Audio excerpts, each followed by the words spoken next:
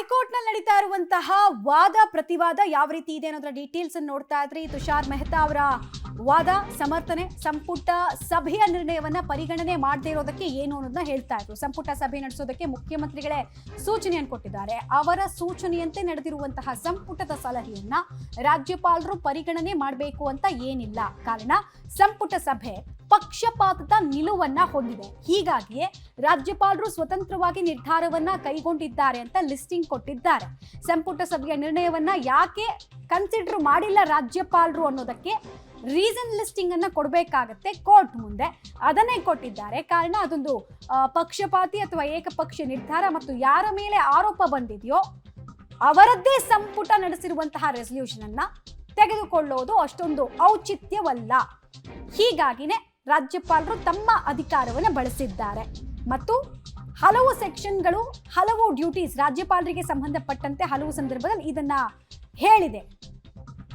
ಮತ್ತು ಕೆಲವು ತೀರ್ಪುಗಳನ್ನು ಕೂಡ ಅಲ್ಲಿ ಕೋರ್ಟ್ ಮಾಡಲಾಗಿದೆ. ಹೈಕೋರ್ಟ್ನ ತೀರ್ಪುಗಳನ್ನು ಕೋರ್ಟ್ ಮಾಡಲಾಗಿದೆ. ಸುಪ್ರೀಂ ಕೋರ್ಟ್ನ ಜಡ್ಜ್ಮೆಂಟು, ಉತ್ತರ ಪ್ರದೇಶದ ಅನೇಕ ಪ್ರಕರಣಗಳ ಜಡ್ಜ್ಮೆಂಟ್ನೆಲ್ಲ ಅಲ್ಲಿ ಕೋರ್ಟ್ ಮಾಡಲಾಗ್ತಾ ಇದೆ. ಸಂಪುಟ ಸಭೆ ವಿಚಾರಕ್ಕೆ ಸಂಬಂಧಪಟ್ಟಂತೆ ನಿರ್ಣಯ ಯಾಕೆ, ರೆಸಲ್ಯೂಷನ್ ಅನ್ನ ಯಾಕೆ ಕನ್ಸಿಡರ್ ಮಾಡಲಿಲ್ಲ ಅನ್ನೋ ವಿಚಾರದಲ್ಲಿ ಕೊಟ್ಟಿರೋ ಉತ್ತರ, ಯಾರ ಮೇಲೆ ಆರೋಪ ಬಂದಿದೆಯೋ ಅವರದ್ದೇ ಸಂಪುಟ ನಡೆಸಿರುವಂತಹ ನಿರ್ಣಯ ಅದು ಏಕಪಕ್ಷೀಯವಾಗಿತ್ತು ಮತ್ತು ಡಿಸ್ಪ್ಯಾರಿಟಿಯಿಂದ ಕೂಡಿತ್ತು, ತಾರತಮ್ಯದಿಂದ ಕೂಡಿತ್ತು. ಎದುರುಗಡೆ ಅಷ್ಟೊಂದು ಸಾಕ್ಷಿಗಳಿದ್ರೂ ಕೂಡ ರಾಜ್ಯಪಾಲರು ಪ್ರಾಸಿಕ್ಯೂಷನ್ಗೆ ಅನುಮತಿ ಕೊಟ್ಟಿದ್ದನ್ನ ವಾಪಸ್ ಪಡಿಬೇಕು ಅಂತ ಹೇಳಿದ್ರ ಪರಿಣಾಮ ಅಷ್ಟೊಂದು ಔಚಿತ್ಯ ಅನಿಸ್ಲಿಲ್ಲ ಅಂತ ತುಷಾರ್ ಮೆಹ್ತಾ ಅವರು ಸಮರ್ಥನೆ ಮಾಡಿಕೊಳ್ತಾ ಇದ್ದಾರೆ.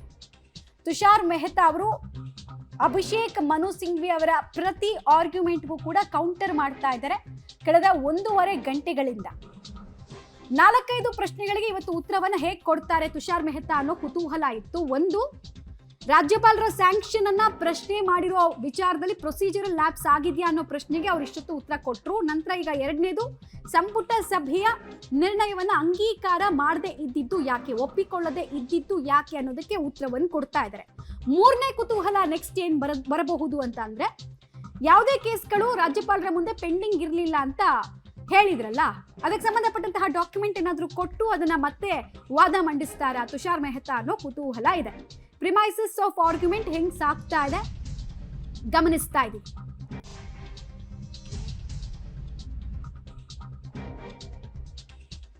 ಸಿಎಂ ಭಾಗಿಯಾಗಿಲ್ಲ ಅಂದ ತಕ್ಷಣ ಅವರ ಪರವಾಗಿ ನಿರ್ಧಾರ ಕೈಗೊಂಡಿಲ್ಲ ಅಂತಲ್ಲ. ಸಿಎಂ ಭಾಗಿಯಾಗಿಲ್ಲ ಅಂದ ತಕ್ಷಣ ಅವರ ಪರ ನಿರ್ಧಾರ ಕೈಗೊಂಡಿಲ್ಲ ಅಂತ ಅರ್ಥ ಬರಲ್ಲ.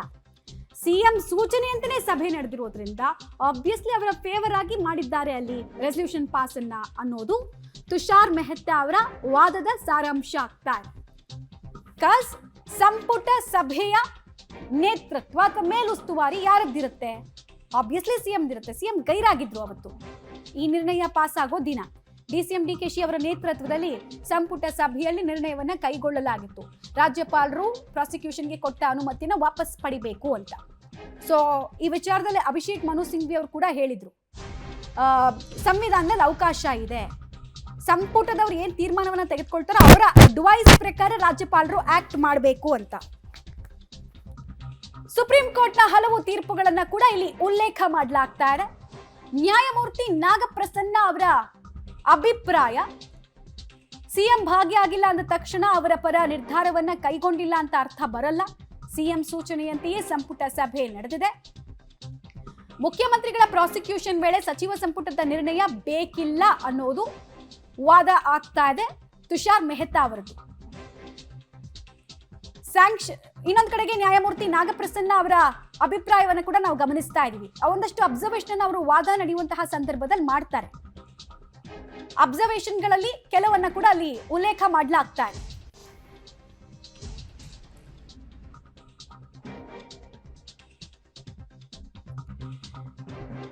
ಸಂಪುಟ ಸಭೆ ನಡೆಸೋದಕ್ಕೆ ಮುಖ್ಯಮಂತ್ರಿಗಳೇ ಸೂಚನೆಯನ್ನ ಕೊಟ್ಟಿದ್ದಾರೆ ಅನ್ನೋದನ್ನ ಅಲ್ಲಿ ಉಲ್ಲೇಖ ಮಾಡಲಾಗಿದೆ. ಸಿಎಂ ಸೂಚನೆಯಂತೆ ನಡೆದಂತಹ ಸಂಪುಟ ಸಲಹೆಯನ್ನ ಒಪ್ಪಬೇಕು ಅನ್ನುವಂತಹ ಮ್ಯಾಂಡೇಟ್ರಿ ಯಾರಿಗೂ ಕೂಡ ಇಲ್ಲ.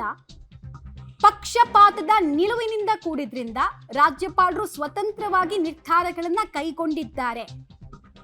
ಇದು ತುಷಾರ್ ಮೆಹ್ತಾ ಅವರ ಸಮರ್ಥನೆಯ ಭಾಗ ಆಗ್ತಾ ಇದೆ. ಒಂದು ಸೆಕ್ಷನ್ 17A ಪ್ರಕಾರ ಅನುಮತಿ ಕೊಟ್ಟಿದ್ದು ಸರಿನಾ ತಪ್ಪಾ ಹಾಗೂ ರೆಲೆವೆಂಟ್ ಮೆಟೀರಿಯಲ್ ಇತ್ತ ಅನ್ನೋದನ್ನ ಹೇಳಿದ್ದಾರೆ. ಜೊತೆಗೆ ಹಲವು ಸಂದರ್ಭದಲ್ಲಿ ಕಾಗ್ನಿಸೆಂಟ್ ಸ್ಟೇಜ್ ಅಲ್ಲಿ ಒಂದು ಪ್ರಕರಣ ಇರಬೇಕಾದ್ರೆ ಸಂಪುಟ ಸಚಿವರು ಅಡ್ವೈಸರಿಯನ್ನ ಕೊಟ್ಟಾಗ ಅಡ್ವೈಸರಿನ ತೆಗೆದುಕೊಂಡು ರಾಜ್ಯಪಾಲರು ಆಕ್ಟ್ ಮಾಡಬೇಕು ಅನ್ನೋ ವಾದಕ್ಕೆ ಕೊಡ್ತಾ ಇರುವಂತಹ ಕೌಂಟರ್ ಇದಾಗ್ತಾ ಇದೆ. ಎಲ್ಲಾ ಪ್ರಕರಣಗಳಲ್ಲೂ ಹಾಗೆ ಇಲ್ಲ. ಈ ಆಯಾಮದಲ್ಲೂ ಕೂಡ ನಾವು ನೋಡಬಹುದು. ಕಾರಣ ಮುಖ್ಯಮಂತ್ರಿಗಳ ಮೇಲೆ ಬಂದಿರುವಂತಹ ಆರೋಪ ಇದು. ಕಾನೂನಿನ ವ್ಯಾಖ್ಯಾನ ಎರಡೂ ಆರ್ಗ್ಯುಮೆಂಟ್ ಅಲ್ಲಿ ಏನಿರುತ್ತೆ ಅನ್ನೋದು ಕುತೂಹಲ. ಸಿಎಂ ಭಾಗಿಯಾಗಿಲ್ಲ ಅಂದ ತಕ್ಷಣ ಅವರ ಪರ ನಿರ್ಧಾರ ಕೈಗೊಂಡಿಲ್ಲ ಅಂತ ಅರ್ಥ ಬರಲ್ಲ. ಕಾರಣ ಸಿಎಂ ಸೂಚನೆಯಂತೆಯೇ ಸಭೆ ನಡೆದಿದೆ, ಸಂಪುಟ ಸಭೆ ಆಗಿದೆ. ನನ್ನ ಜೊತೆ ಸಚಿವರಾದಂತಹ ಮಧು ಬಂಗಾರಪ್ಪ ಇದ್ರೆ ಬನ್ನಿ ಮಾತಾಡ್ಸೋಣ. ಸರ್, ಒಂದ್ ಕಡೆ ರಾಜ್ಯಪಾಲರು ಪ್ರಾಸಿಕ್ಯೂಷನ್ಗೆ ಸಿದ್ದರಾಮಯ್ಯ ವಿರುದ್ಧ ಅನುಮತಿನ ಕೊಟ್ಟಿದ್ದಾರೆ.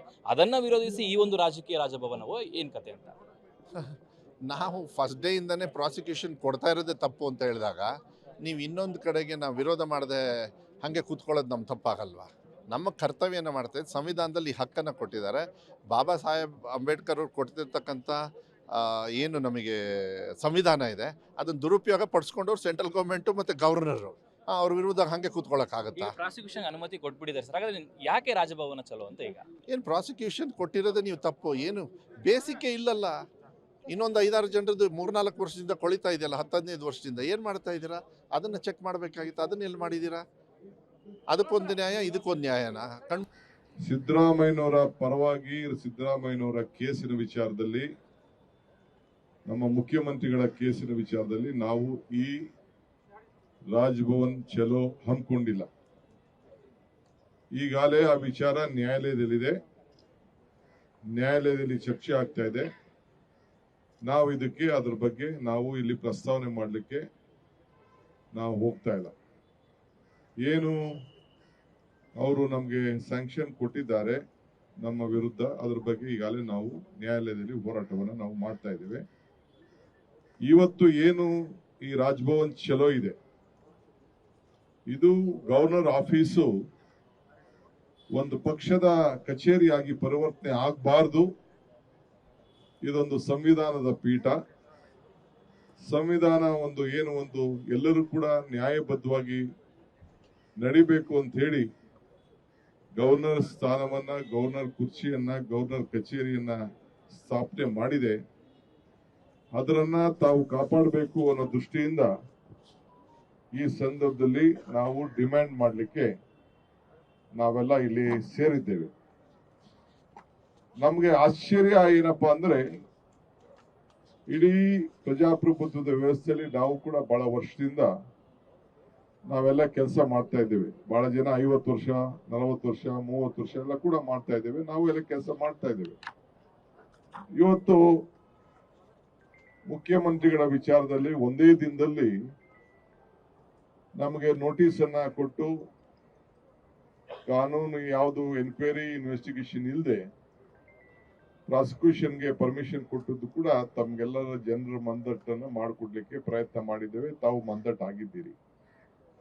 ಆದರೆ ಘನವೆತ್ತ ರಾಜ್ಯಪಾಲರಿಗೆ ಹಿಂದೆ ಅನೇಕ ಇಲಾಖೆಗಳಿಂದ, SIT ಇಂದ, ಲೋಕಾಯುಕ್ತದಿಂದ ಗವರ್ನರ್ ಅವ್ರಿಗೆ ಕೆಲವು ಮುಖಂಡರುಗಳನ್ನ, ಮಾಜಿ ಮುಖ್ಯಮಂತ್ರಿಗಳನ್ನ, ಮಾಜಿ ಮಂತ್ರಿಗಳನ್ನ ಪ್ರಾಸಿಕ್ಯೂಟ್ ಮಾಡಬೇಕು ಅಂತ ಹೇಳಿ ಅನೇಕ ಅರ್ಜಿಗಳನ್ನ ಅನೇಕ ಸಂದರ್ಭದಲ್ಲಿ ಅವ್ರಿಗೆ ರಿಕ್ವೆಸ್ಟ್ ಕೂಡ ಹೋಗಿದೆ. ಅದೆಲ್ಲ ಕೂಡ ತನಿಖೆ ಆಗಿದೆ. ಅವೆಲ್ಲ ತನಿಖೆ ಆಗಿ ಕೋರ್ಟ್ಗಳನ್ನ ಆದೇಶದ ಮೇಲೆಗೆ ಇನ್ವೆಸ್ಟಿಗೇಷನ್ ಬಹಳ ದೊಡ್ಡದಾಗಿ ನಡೆದು ಈ ಸಂದರ್ಭದಲ್ಲಿ ತನಿಖೆ ಆಗಿದೆ.